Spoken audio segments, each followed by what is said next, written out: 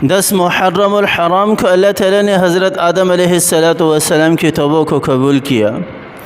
10 محرم الحرام کو اللہ تعالیٰ نے حضرت آدم علیہ السلام کو 40 برس کے بعد عرفات کے میدان میں اماں حوا کے ساتھ ملایا، دونوں کو آپس میں ملاقات ہوئی 10 محرم الحرام کو۔ اور 10 محرم الحرام ہی کا دن تھا جس دن حضرت نوح علیہ السلام کی کشتی جودی پہاڑ کے اوپر ٹھہری۔ 10 محرم الحرام کا ہی دن تھا جس دن اللہ تعالیٰ نے حضرت یونس علیہ السلام کو مچھلی کے پیٹ سے نکالا اور اس کی حفاظت فرمائی۔ 10 محرم الحرام کا ہی دن تھا جس دن اللہ تعالیٰ نے بنی اسرائیل کو نجات دلائی اور فرعون کو غرق کیا۔ حضرت موسیٰ علیہ السلام نے بنی اسرائیل کو لے کر دریا کو پار کیا اور فرعون اس کے اندر غرق ہوا۔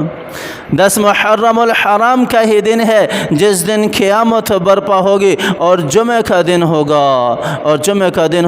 اور 10 محرم الحرام کا ہی وہ دن ہے جس دن جنت کو آراستہ کیا جائے گا اور 10 محرم الحرام کا ہی وہ دن ہے جو دن حساب کتاب کے لیے شروع ہوگا اور 10 محرم الحرام کا ہی وہ دن ہے جس دن کو کربلا کے دن سے یاد کیا جاتا ہے، کربلا کے دن سے یاد کیا جاتا ہے۔ حضرت امام حسین رضی اللہ تعالی عنہ جیسی عظیم الشان ہستی کی شہادت ہوئی اور اس واقعے نے ان سارے واقعات کو 4 چاند لگا دیے اور ان سب سے بڑھ کر واقعہ کربلا کا واقعہ ہے، حضرت امام حسین رضی اللہ تعالی عنہ کا واقعہ ہے۔ اور آپ صلی اللہ علیہ وسلم کی نسل، آپ صلی اللہ علیہ وسلم کا خاندان 10 محرم الحرام کو بے دردی کے ساتھ شہید کیا گیا اور بہت ہی عالی خاندان ہے۔ اس خاندان کے بارے میں ایک روایت آپ کو بتاتا ہوں۔ آپ صلی اللہ علیہ وسلم کا نسب حضرت آدم علیہ السلام سے جا کر ملتا ہے اور پورا نسب پاکیزہ نسب ہے اور بالکل اس پورے نسب کے اندر کسی سے کوئی زنا نہیں ہوا اور ایسا عالی شان نسب آپ صلی اللہ علیہ وسلم کا ہے اور ایسا عالی خاندان آپ صلی اللہ علیہ وسلم کا ہے۔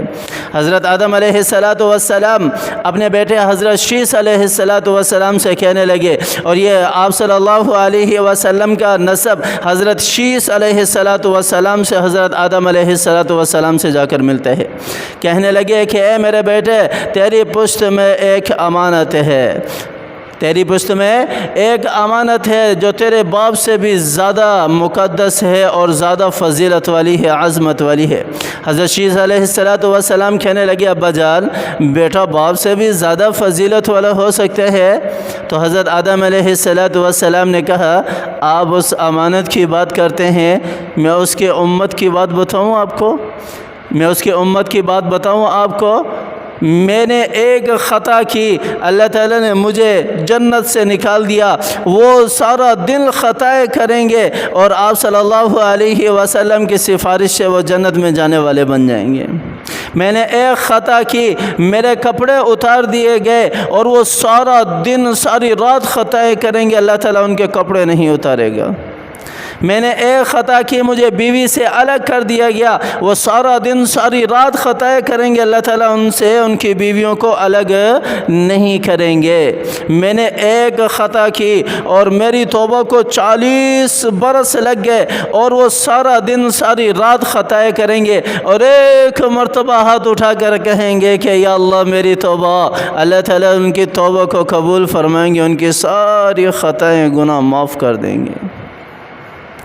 یہ ہماری فضیلت ہے اور آپ صلی اللہ علیہ وسلم کا خاندان تو عالی خاندان ہے۔ آپ صلی اللہ علیہ وسلم نے فرمایا کہ اللہ تعالیٰ نے ساری انسانیت کو جمع کیا اور ساری انسانیت میں سے اللہ تعالیٰ نے عرب کو چنا اور پھر سارے عرب کی چھانٹی کی اور سارے عرب میں سے اللہ تعالیٰ نے مضر کو چنا اور پھر سارے مضر میں چھانٹی کی اللہ تعالیٰ نے قریش کو چنا اور پھر قریش میں سے چھانٹی کی اللہ تعالیٰ نے بنو ہاشم کو چنا اور پھر بنو ہاشم کی چھانٹی کی اور اللہ تعالیٰ نے مجھے چنا اور میں نسب میں تم سب سے عالی ہوں اور سب سے بلندتر ہوں، بالاتر ہوں۔ یہ آپ صلی اللہ علیہ وسلم کا فرمان ہے، مفہوم ہے آپ صلی اللہ علیہ وسلم کا فرمان۔ ہم تو ایسے نبی کے امتی ہیں، ایسے نبی کے امتی ہیں۔ ہم نے کربلا کو بھی بھولا دیا، ہم نے اپنے نبی کو بھی بھولا دیا، ہم نے اپنے قرآن کو بھی بھولا دیا، ہم نے اپنے اللہ کو بھی بھولا دیا۔ اپنی مرضی کی زندگی جی رہے ہیں، اپنی مرضی سے جی رہے ہیں۔ کسی کو کوئی فکر نہیں ہے کہ ہمیں مرنا بھی ہے، ہمیں جانا بھی ہے، اللہ اور اللہ کے رسول کے سامنے کھڑے بھی ہونا ہے۔ اللہ تعالی ہمیں سمجھ عطا فرمائے، اہل بیت سے محبت کرنے کی توفیق عطا فرمائے، صحابہ کرام سے محبت کرنے کی توفیق عطا فرمائے۔ آمین ثم آمین۔ وآخر دعوانا ان الحمد للہ رب العالمین۔